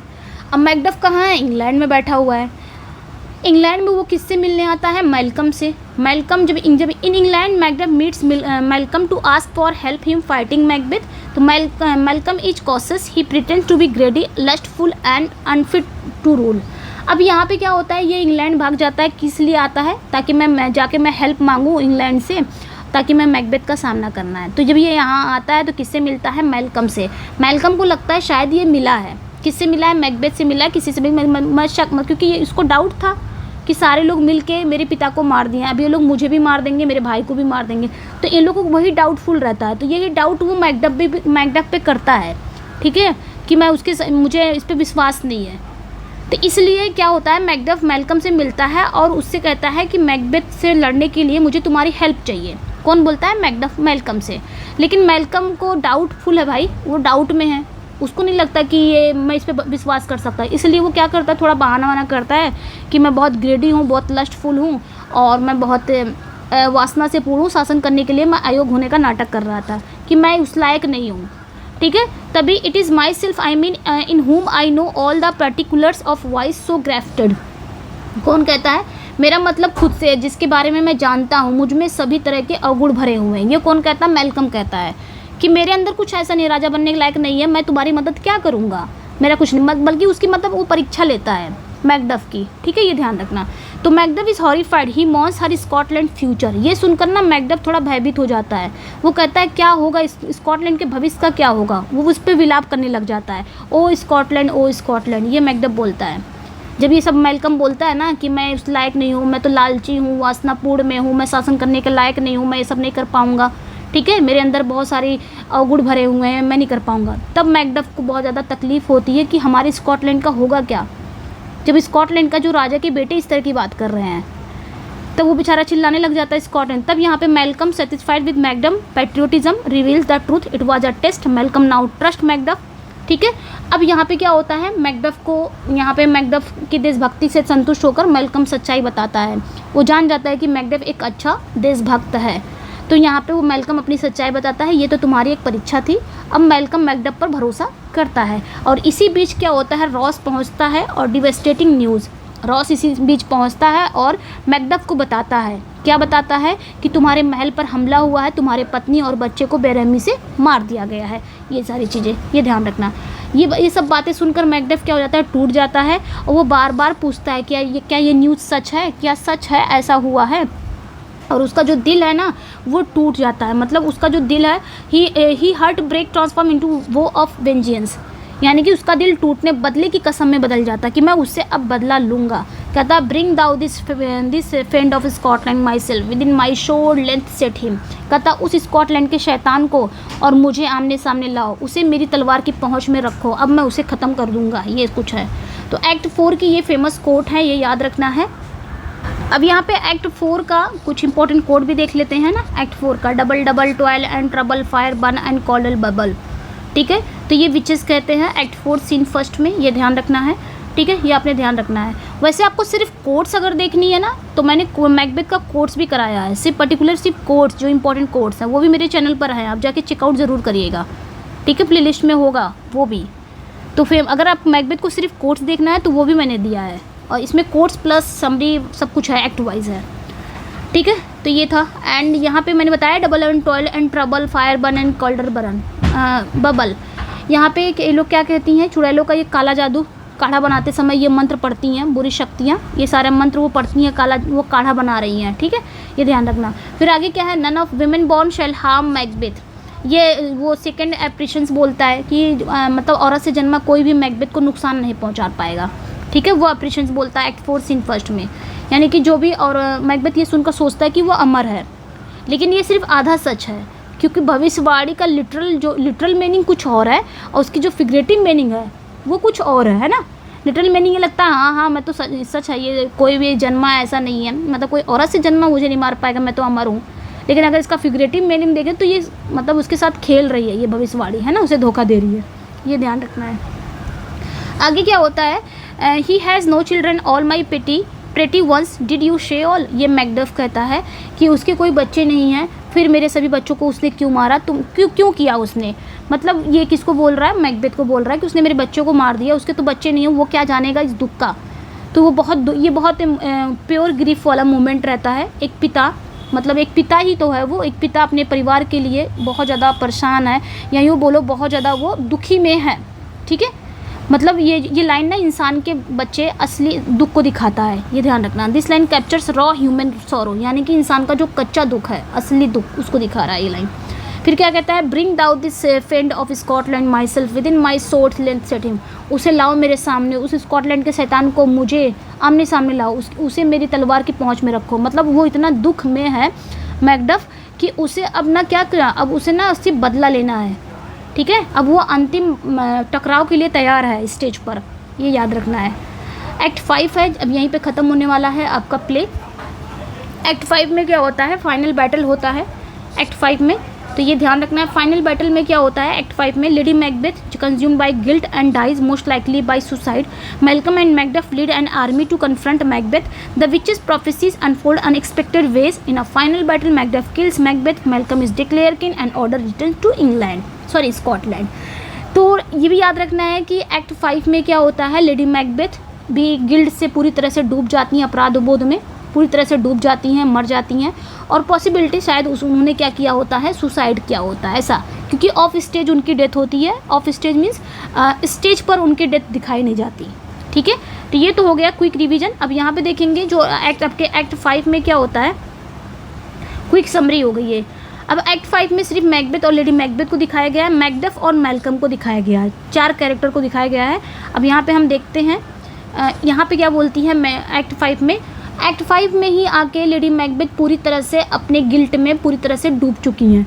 कहती हैं कि गिल्ट आउट डैम्ड स्पॉट, यानी कि lady Macbeth once fierce and ambitions he is now broken, she sleepwalks through the halls of Dunsinane castle trying to wash invisible blood from her hands, her famous cry out damned spot out I say. यानी कि lady Macbeth जो है, ये ध्यान रखना है यहाँ पे, ठीक है। अब लेडी मैकबेथ जो है वो अपनी गिल्ट में एकदम पूरी तरह से हैं, पूरी तरह से गिल्ट में हैं।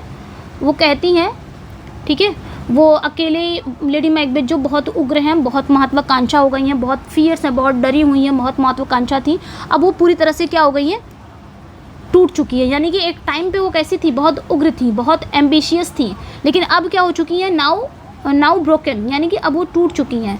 वह डंसिनेन के महल के हॉलों में नींद में चलती हैं, वो नींद में चलती हैं, मतलब उनका जो अपराध बोध है इतना ज़्यादा उनके ऊपर हो गया है, इतना सवार हो चुका है कि वो नींद में ये महलों में चलने लग जाती हैं और अपने हाथों से वो क्या करती हैं, वो अदृश्य ना दिखने वाले खून को धोने की कोशिश करती हैं और बार बार कहती हैं out damned spot out I say, यानी कि हट मनहूस दब्बे, हट मैं कहती हूँ, हट निकल जा मेरे हाथ से। ठीक है, ये ध्यान रखना। Reveals her mental torment and deep शीटेड guilt over the murderous specially of king Duncan. तो ये ध्यान है, ये जो चीख है ये राजा डंकन की हत्या के बाद उनकी मानसिक पीड़ा और गहरे अपराध को दिखाता है। ठीक है, her speech is overheard by doctor and gentle women who realize he is relieving the crimes committed. अब इनका इलाज चल रहा होगा, ठीक है, लेडी मैकबेथ का, क्योंकि नींद में चलने की बीमारी है तो भाई डॉक्टर तो जरूर इलाज कर रहे होंगे। तो जब ये सारी चीज़ें वो चिल्ला चिल्ला के बोलती है आउट डैम्ड स्पॉट आउट से, हट जा धब्बे मेरे हाथ से हट जा, मैं कहती हूँ, तो ये बातें वो ना चिल्ला चिल्ला के बोलते हैं। तो जो डॉक्टर हैं, जो सेविका रहती है, जो जेंटल वुमेन रहती है, वो सुनते हैं, वो समझ जाते हैं कि इसने जो अपराध किया है वो फिर से उसी में जी रही है, लेकिन कुछ कर नहीं सकते हैं। ठीक है, क्योंकि ये उसकी शारीरिक बीमारी नहीं है बल्कि उसकी नैतिक और आध्यात्मिक बीमारी है, ये अपने याद रखना है। ठीक है, her demise off stage is likely suicide marking how guilt poison soul more fatally than any enemy. तो यानी कि यहाँ पे जो लेडी मैकबेथ की जो मौत है वो स्टेज के बाहर होती है, यानी कि ऑफ स्टेज पर दिखाया नहीं जाता कि लेडी मैकबेथ की मौत कैसे हुई है। तो पॉसिबिलिटी हो सकता है कि वो उन्होंने सुसाइड किया हो। ठीक है, ये ध्यान रखना, पॉसिबिलिटी उन्होंने सुसाइड किया हो, या फिर हो सकता है कि अपराध बोध की भावना से किसी भी दुश्मन से ज़्यादा घातक रूप से मतलब उसने पॉइजन यानी कि आत्महत्या को जहर देती है। यानी कि जो अपराध बोध है ना वो भी एक प्रकार की जहर ही है। अगर कोई अपराध बोध में पूरी तरह से ग्रस्त हो जाएगा, समझ लो वो थोड़ा पॉइजन दे रहा है, अपने आप ही मर जाना। तो ये चीज़ें याद रखनी है। पूछा जाएगा कि लेडी मैकबेथ की डेथ कैसे ऑफ स्टेज होती है, डिमाइज ऑफ स्टेज, ये लाइनें आपने याद रखनी है। यानी कि स्टेज पे उनकी मौत को दिखाया नहीं जाता, पॉसिबिलिटी हो सकता है उसने सुसाइड किया हो, ये ध्यान रखना है। ठीक है, अब यहाँ पे क्या होता है, यहाँ पे मार्च अगेंस्ट मैकबेथ। अब मैकबेथ के खिलाफ सेना का बढ़ना, अब ये लास्ट में आ गया ना, कहानी एकदम क्लाइमेक्स पे पहुंच गई है। यानी कि कहानी अब कहाँ पहुंच गई है, अब ना मैकबेथ और मैकडफ की लड़ाई का पहुंच गया है। Meanwhile Malcolm with support from the English king leads a large army of English soldiers and Scottish rebel including Macbeth toward Macbeth stronghold at Dunsinane. अब इसी बीच क्या होता है, मैल्कम जो है वो अंग्रेजी सेना के समर्थन से अंग्रेजी सैनिकों और स्कॉटिश विद्रोहियों की एक बड़ी सेना का लीड करता है, जिसमें मैकडफ भी शामिल होता है, और वो मैकबेथ के किले डंसिनेन की ओर सब लोग बढ़ते हैं अपनी सेना को लेके। ठीक है, मैल्कम और मैकडफ दोनों ही अंग्रेजी सेना के समर्थन कर रहे होते हैं और वहाँ से मतलब वो लोग लीड कर रहे होते हैं, और वहाँ से वो लोग अपनी सेना को लेकर कहाँ बढ़ रहे होते हैं, मैकबेथ के किले की ओर। ठीक है, बिन्नम वुड कम्स टू डंसिनेन। अब यहाँ पे बिन्नम का जो जंगल है वो डंसिनेन कैसे आता है, to disguise their numbers Malcolm order the soldier to cut down branches from Birnam wood and use them as camouflage. ठीक है, this clever military tactic causes to look like the forest is moving fulfilling the witches second prophecy. अब यहाँ पे क्या होता है, ये लोग क्या करते हैं ना, जब अपनी सेना को लेके उसके मैकबेथ के किले की ओर बढ़ रहे होते हैं तो ये लोग सोचते हैं कि अपनी संख्या को छिपाना है, अपनी सेना की संख्या को छिपाने के लिए लोग क्या करते हैं कि ज़्यादा सेना ना दिखे, मैकबेथ को ज़्यादा ये ना लगे कि बहुत सेना लेके आए हैं लोग, तो ये लोग क्या करते हैं ना, अपनी संख्या को छिपाने के लिए मैल्कम क्या करता है, सैनिकों को कहता है कि जाके बिन्नम के जंगल की जो शाखाएं हैं उसको काट के उसे ना कैमोफ्लेज के रूप में इस्तेमाल करने का आदेश देता है कि जो उसकी शाखाएं हैं, उसकी जो शाखाएं उसको काट के तुम लोग पहन लो, ऊपर से ऐसे ही लगा लो, ताकि मैकबेथ को हम क्या देंगे, छलावा करेंगे, कैमोफ्लेज करेंगे कि हाँ इतने ही सैनिक हैं, ज़्यादा सैनिक नहीं है। ठीक है, तो ये क्या होता है, ये बहुत ही चालाक रणनीति ऐसे दिखाती है मानो जंगल चल रहा हो। इससे क्या होगा कि मानो जंगल चल रहा हो, जिससे चुड़ैलों की जो दूसरी भविष्यवाणी है वो भी पूरी हो जाती है।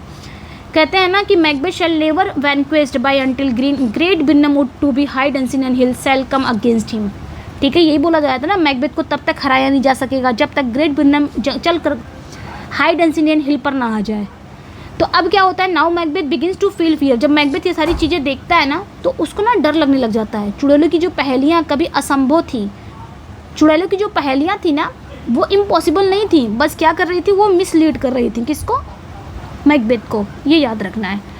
ठीक है, अब यहाँ पे क्या होता है, ठीक है, अब यहाँ पे अब मैकबेथ को डर लगने लग जाता है। अब यहाँ पे मैकबेथ ब्लिक रियलाइजेशन, अब मैकबेथ को यहाँ पे पता चलता है कि लेडी मैकबेथ की डेथ हो गई है and gives a speech that is among most famous in all of Shakespeare.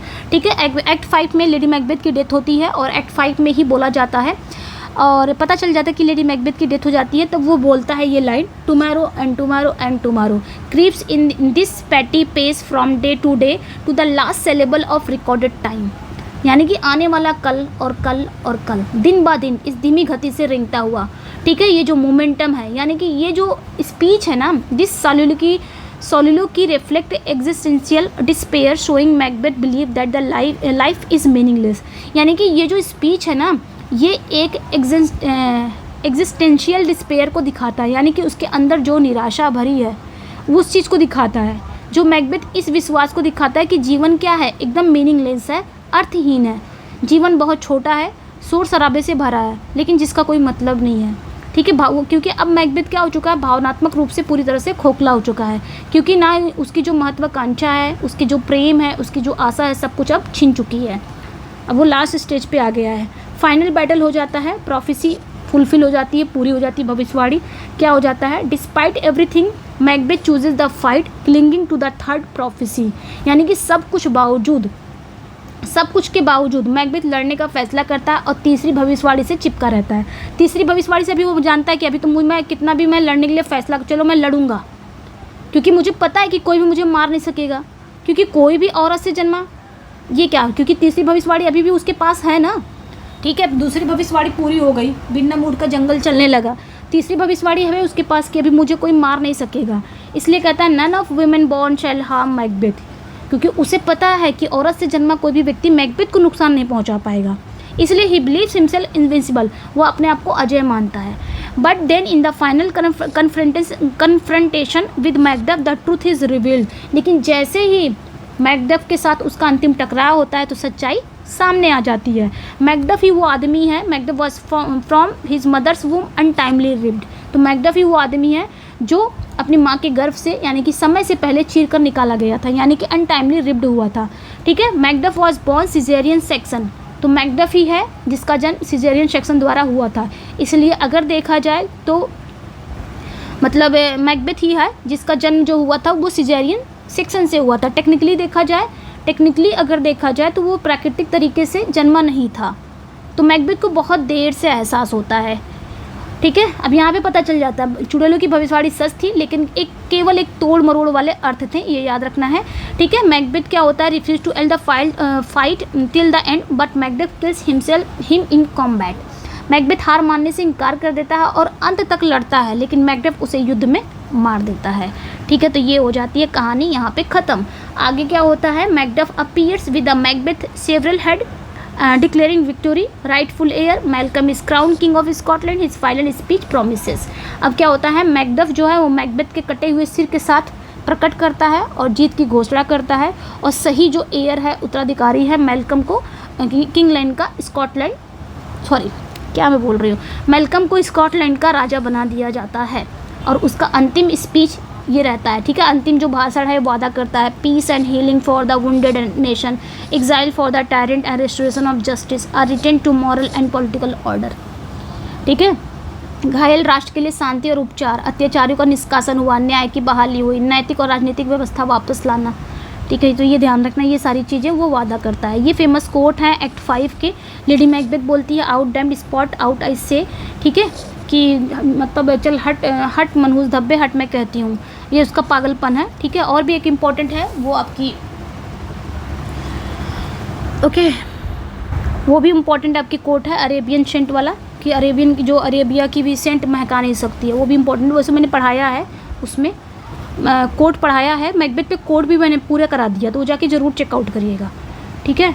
अब यहाँ पे टुमारो एंड टुमारो ये भी एक्ट 5 में आता है। Creeps in this petty pace from day to day, devastating commentary on a futility of life है, आने वाला कल, ठीक है। तो ये जीवन की एक निरर्थकता का एक विनाशकारी टिप्पणी है। मैकडफ बोलता है Macduff was from his mother's womb untimely ripped, ठीक है, ये था।